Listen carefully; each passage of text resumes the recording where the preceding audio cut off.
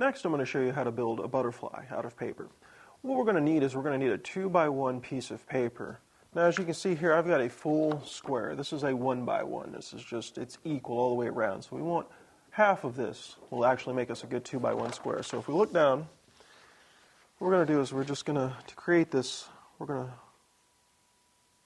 fold the corners here. Make sure they touch real good and they're even. Bring it out here. There we go. Just going to really, really well. Open it.